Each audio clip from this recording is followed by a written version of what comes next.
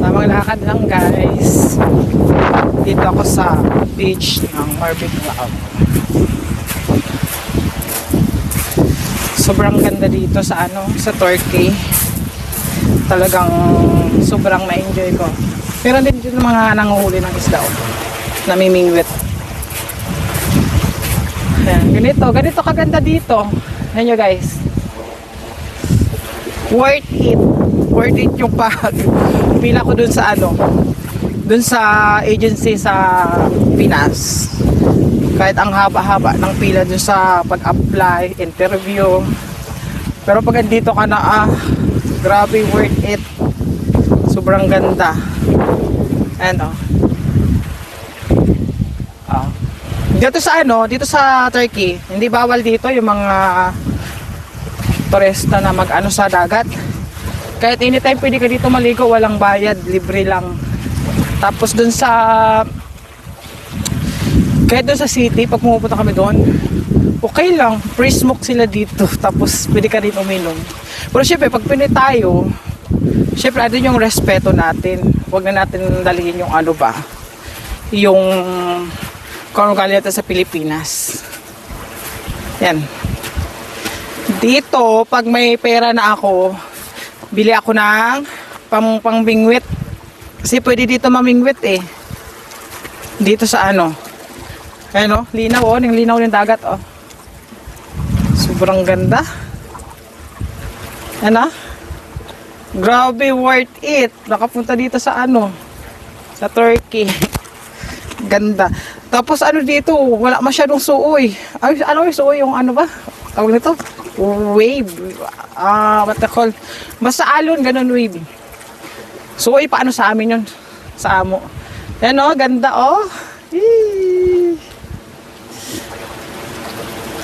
Suot lang ako ng pang winter kasi medyo malamig-lamig mamaya. Hapon na kasi dito Diyan sa inyo, gabi na. 21 na 21, parang mga nata sa inyo dyan sa Pinas. Alas 10, parang ganun. Alas 9, parang ganun. Advance kasi ng 5 hours. Yan dito, pag wala kaming ginagawa, minsan dito sa dagat, nagmumuni-muni ako kasi mas maganda tumakbay dito sa dagat. Dito. Ayan. Kasi dito sa dagat, pag dito ka nagtambay, marirelax ka. Sobrang ganda. Tapos yung accommodation namin, walking distance lang dito, kaya hindi naman ganun masyado kapagod. Pag uwi ako dun sa accommodation namin. Mag-isa ako ngayon kasi yung mga kasamahan ko natulog sila. Bukas na lang daw kami maggala. Kaya sabi ko, sige, ako na lang muna. Maggala muna ako mag-isa dun sa sa dagat. Kanina dito ako naligo. Sobrang lamig ng tubig dito. Pero sa mga gustong yung beach lover, pag ayaw nyo umitim, mas maganda kayo maligo sa sa Europe country. Kasi ito kasing Turkey na to.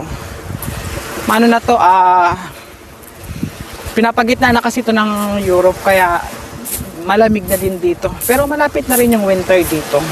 Winter. What I mean, summer. Malapit na. This coming June. Kasi ngayon medyo malamig pa, kaya nakasuot ako nito. Kaya, tignan nyo yung hotel. Ganda yun. Hotel. Okay. Ikan man dito gabanwit yan namimingwit. Tsaka yun yung sa kabila. Yun, namimingwit yun.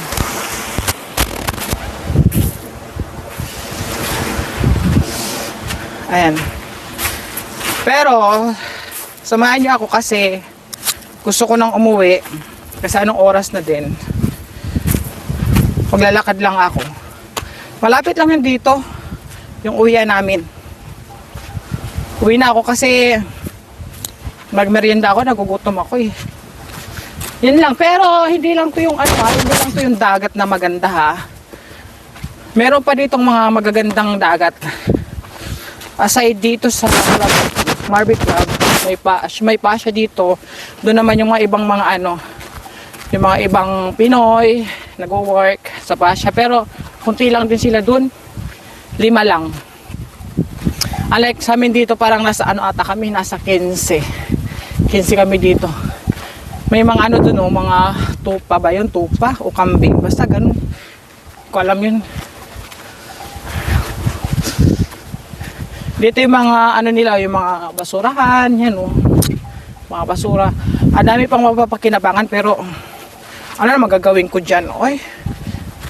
Yan dami mga kama. Mga kama na ang babago pa. Talagang dito talaga sa talagang dito sa abroad. Ang mga kagamitan din yan, tingnan nyo. Ang mga kagamitan dito, wala silang pakialam kung ano na, pag nadumihan na o kaya marumi na, hindi na nila kinikip, tinatapon na nila yan. Bawal din dito yung magsunog kasi nagkukos siya ng park of forest. Yan yung mga halaw.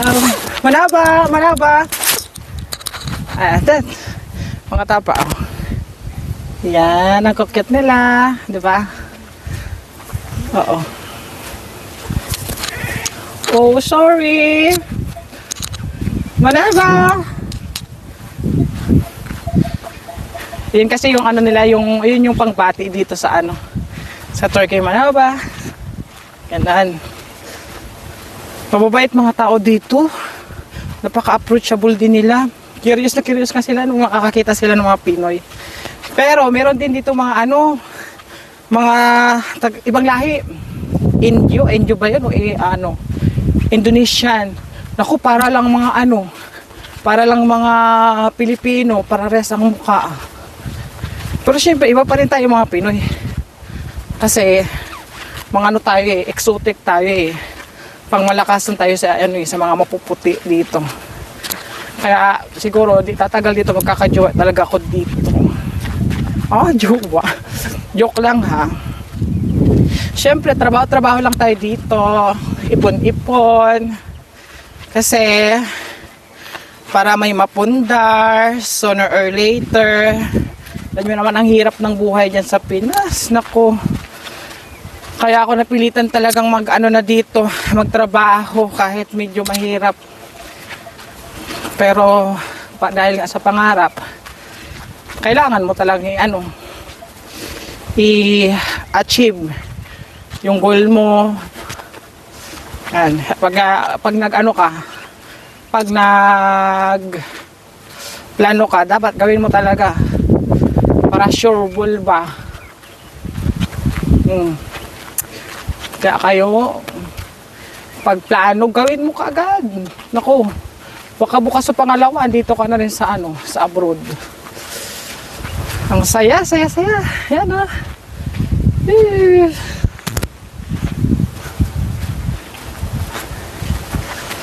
sige guys, thank you so much sa panonood. See you next time. Bye. Manaba.